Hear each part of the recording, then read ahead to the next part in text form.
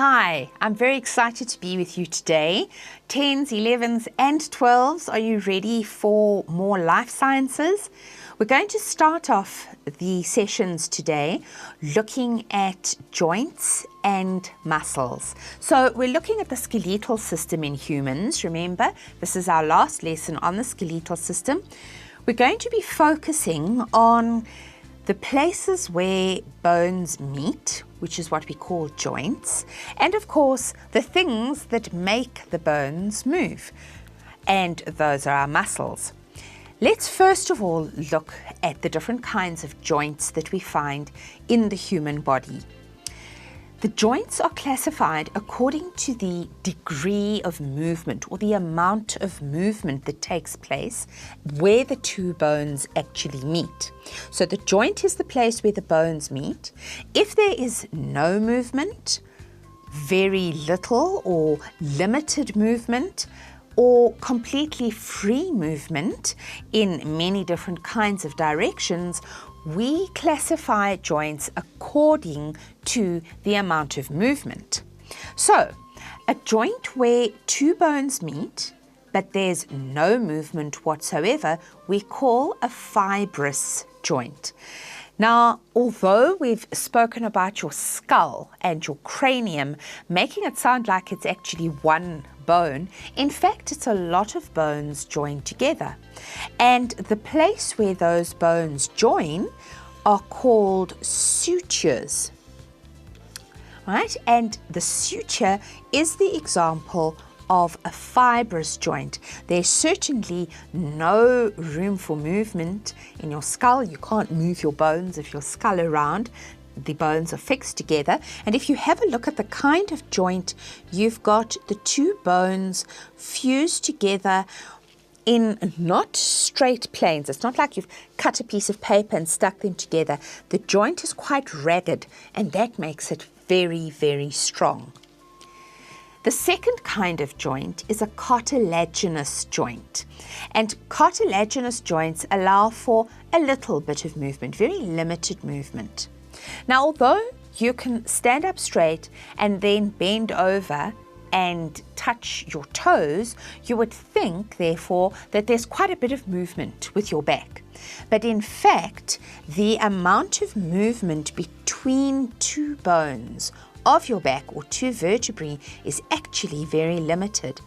The ability to bend over and touch your toes is the sum of all the little bits of movement between each of the bones of your back. And of course, you have many bones or many vertebrae in your back, which allows you to be able to flex your back this way, that way, bend forward, bend backwards. The discs of fibrocartilage in between the bones are slightly spongy, and that means that the two bones placed together can just rock slightly. But of course, if one rocks and the one above it and the one above it, we can get a fairly large overall movement. Another place where you would find a cartilaginous joint is at the pubic symphysis. Please notice the spelling there. And that is the place where the two pelvic bones articulate against each other. It's very limited movement. In fact, the only time a great deal of movement takes place there is during birth of a baby, when the pubic symphysis articulates open slightly to allow for the head of the baby to move through the pelvic girdle. Synovial joints are the ones that you're probably much more familiar with. They allow free movement, and depending on the kind of direction that the movement takes place in, we categorize or classify different kinds of joints. A synovial joint very typically has a number of different features. This is a very generalized diagram of a synovial joint. It could be the joint between two of your finger bones. It could be the joint between your thigh bone and your tibia, your femur and your tibia in your leg. So this is a very generalized look at what a synovial joint looks like. But typically, you've got the two bones, one bone up there, one bone down here.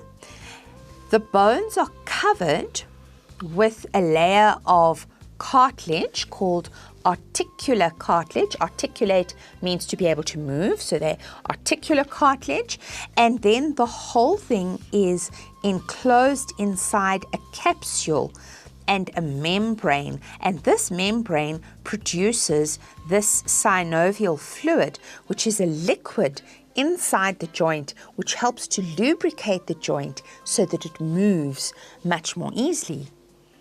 We get different kinds of synovial joints, and I'm sure you're familiar with the three most familiar ones, or the three most common ones. Have a look at this diagram. The label is color-coded to where you'd find the joint on the picture.